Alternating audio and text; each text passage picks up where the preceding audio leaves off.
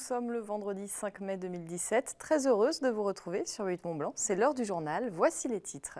La France compte 15 pôles métropolitains. Dernier né, celui du Genevois français. Il a été officialisé ce vendredi avec l'élection de son président. Jean Denay, maire de Thonon, est déjà président du syndicat mixte de l'art qui a été élu. Nous ferons le point puisque Sébastien Germain était sur place aujourd'hui. La météo est particulièrement capricieuse ce printemps. Plusieurs vagues de gel ont décimé les productions de pommes et poires de notre région.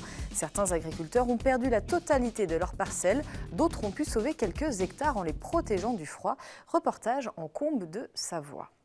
C'est donc une première en France. Ne parlez plus de l'ARC pour Assemblée régionale de coopération, mais plutôt du pôle métropolitain du Genevois français, le premier de France à dimension transfrontalière.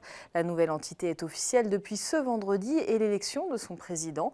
Le rôle de cette nouvelle structure ne change pas, encourager la coopération sur le territoire du Grand Genève. Sébastien Germain a assisté à la première séance. Donc, Monsieur Jean Denay est élu. Avec 37 voix sur 43, Jean Denay, seul candidat en lice, est donc le premier président du tout nouveau pôle métropolitain du Genevois français. Cette structure qui succède à l'Assemblée régionale de coopération.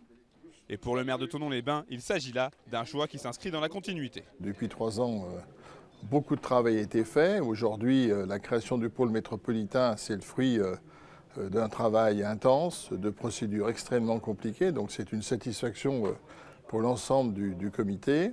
Et je dirais que comme ça s'est bien passé depuis 3 ans, nous avons souhaité continuer, avec une même équipe. Comme on dit en sport, là, une équipe qui gagne. Un nouveau statut qui ne vient en aucun cas changer les prérogatives de la nouvelle entité. L'objectif principal du pôle métropolitain reste avant tout la valorisation de la coopération transfrontalière sur le territoire du Genevois français. Ça nous permet aussi d'avoir des ouvertures sur le plan européen à essayer de trouver des subventions à Bruxelles. Et puis nous allons continuer avec nos amis suisses, évidemment, dans un dialogue le plus fructueux possible pour faire avancer notre région. Avec ses presque 406 000 habitants, le Genevois français est aujourd'hui un acteur incontournable de la coopération entre la Suisse et la France, dans des domaines aussi variés que le développement économique, l'aménagement du territoire ou encore la transition énergétique. Et pour la région Auvergne-Rhône-Alpes, qui a largement soutenu ce projet, le pôle métropolitain est un véritable atout. Pour nous, pour la région Auvergne-Rhône-Alpes, un interlocuteur unique, bien identifiés comme ayant des caractéristiques métropolitaines, des politiques bien identifiées sur de grands sujets comme les transports notamment. On n'est plus considéré, notamment depuis Paris, comme un secteur constitué d'une foule de petites communes qui n'ont pas grand-chose à voir entre elles. Désormais, on constitue cet ensemble. Le pôle métropolitain du Genevois français devient le 15e du genre en France, avec une mission claire et précise, continuer à faire grandir ce territoire. Et sachez que Jean Denay sera l'invité de la rédaction lundi à 18h45, juste après le JT.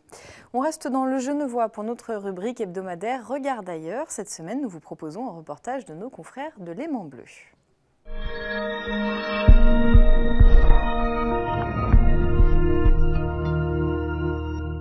Jusqu'au 1er juin 2014, le système dit du droit d'option autorisait les frontaliers à choisir entre 3 possibilités pour s'assurer: le système suisse, la LAMAL, la sécurité sociale française ou une assurance privée française. Depuis, ils ont l'obligation de choisir entre la LAMAL ou la sécurité sociale. Près de 8000 frontaliers n'auraient toujours pas formalisé leur choix. Une campagne d'information vient donc d'être lancée par les autorités genevoises pour mobiliser les retardataires. Plus de précisions avec Céline Argenteau. Nul n'est censé ignorer la loi, a rappelé Mauro Poggia. Mais un rappel ne fait jamais de mal, surtout quand cela concerne l'assurance maladie pour les frontaliers. Selon les accords bilatéraux, les frontaliers doivent choisir entre le système d'assurance suisse et le système français. C'est ce qu'on appelle le droit d'option. Mais 8000 frontaliers n'ont pas encore communiqué ce choix. À partir du 1er octobre, les personnes qui ne se seront pas déclarées par le formulaire spécifiquement conçu pour cela vouloir être assurées pour la maladie en France seront d'office affiliées à la LAMAL. La problématique remonte à mai 2015. À cette date, les frontaliers ayant une assurance privée en France ont été redirigés automatiquement vers la Sécu française. Mais ils doivent normalement depuis faire savoir explicitement leur volonté de rester sous le régime français. Ils courent sans cela aujourd'hui le risque de voir leur prime flamber. Si elles n'ont pas rempli le formulaire, eh bien ces personnes seront ramenées ici à la Lamal avec une obligation de payer des primes arriérées jusqu'à 5 ans, avec des suppléments de primes qui peuvent s'y ajouter, qui peuvent même augmenter de 50%. Une situation qui concerne aussi bien les Français travaillant à Genève que les Suisses vivant en France. Il est possible pour tous de vérifier si ce droit d'option a été fait en ligne. À rappeler tout de même qu'à chaque changement de situation notable, le droit d'option entre le système suisse et français se présente à nouveau, même après le 1er octobre 2017. Des vergers entiers terrassés par le froid, les producteurs de pommes et poires n'avaient pas connu une telle vague de gel depuis 1991. Dans la Combe de Savoie, il y a quelques jours, une centaine d'hectares de vergers a été gelé. Un vrai coup dur pour la filière de pommes et poires de Savoie qui couvre 600 hectares sur les 2 départements savoyards. Rencontre avec l'un de ces agriculteurs à Châteauneuf. Donc là, on est sur des parcelles où on a carrément 100% de dégâts. On a beau chercher une poire, toutes les arracher, les couper une par une, même celles qui ont l'air un petit peu mieux gonflées et mieux en vie, quand on les coupe, il n'y a plus de pépins, c'est tout brûlé. Comme de nombreux producteurs de la Combe de Savoie, Frédéric Bergin a perdu une part importante de sa production, 60%. Dans la nuit du 19 avril, la température atteint les -6 degrés dans les vergers. Les 3 nuits suivantes connaissent aussi des températures négatives.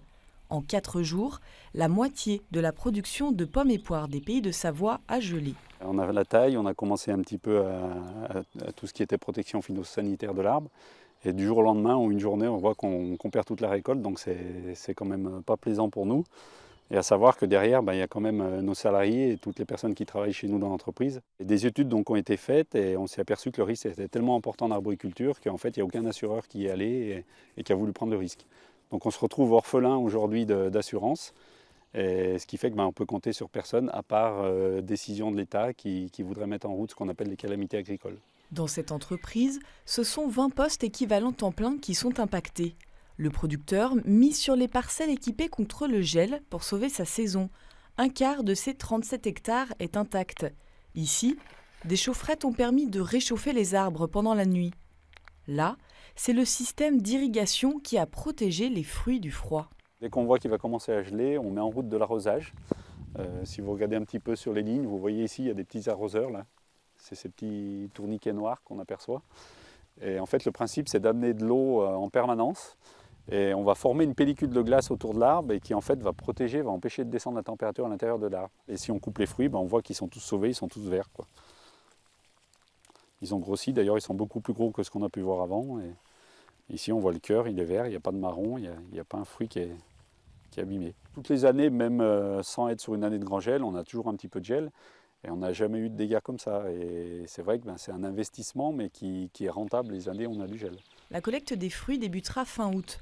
L'heure des comptes pour les producteurs de pommes et poires de Savoie. Ils sont une petite centaine à vivre de cette activité en Pays de Savoie. On parle culture maintenant, nous partons à Annemasse, située dans le parc Montessuie. La Villa du Parc est une galerie d'art contemporain.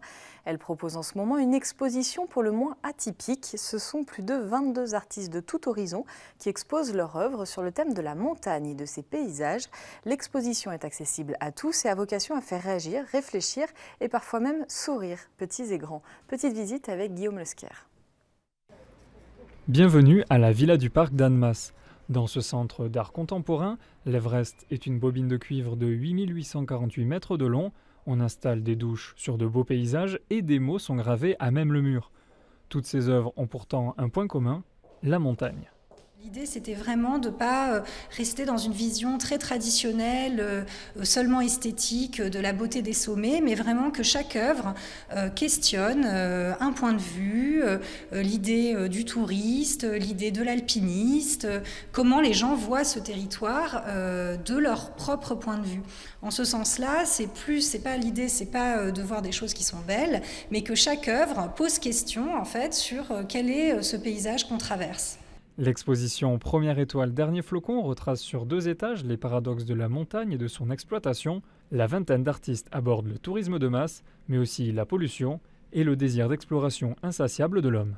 c'est le côté presque onirique de la montagne, c'est-à-dire c'est s'élever au-dessus du quotidien, se détacher de la vallée où ont lieu les activités humaines, la circulation automobile, la pollution, et de se sentir pendant quelques heures, quelques jours, je dirais près, non pas du ciel, mais près des sommets. Des œuvres réalisées grâce à différentes techniques propres à chaque artiste. On pourra retrouver de la sculpture, de la vidéo, mais aussi des installations sur mesure réalisées pour l'exposition. Une diversité qui en fait aussi un excellent matériel pédagogique. Mes élèves ont déjà réalisé la visite de la Villa du Parc. J'ai pas pu les accompagner, donc je suis venue, moi, me rendre compte des lieux, visiter tout ce qu'ils ont vu. Parce qu'en plus, par la suite, on va travailler avec une artiste du coin et on va travailler, s'inspirer des œuvres de Gaëlle Fauré. Elle ramasse en fait des cailloux, des choses de la nature, et puis elle fait des collages avec du matériel de récupération en fait, globalement. Si vous voulez découvrir la montagne sous le prisme de l'art contemporain, il vous reste un peu plus d'un mois. L'exposition est gratuite et ouverte à tous jusqu'au 10 juin prochain. C'est la fin de cette édition. Merci à toute l'équipe. Merci à vous de votre fidélité à l'info sur 8 Mont Blanc. Juste après, nos programmes continuent sur 8 Mont Blanc et sur 8montblanc.fr. On se retrouve tout de suite avec Pauline Courceau pour Médiasphère, la revue de presse de la rédaction. Et dimanche, nous vous attendons en direct dès 19h30 pour la soirée électorale sur 8 Mont Blanc pour toutes les analyses et les résultats de notre région. Passez une très belle soirée.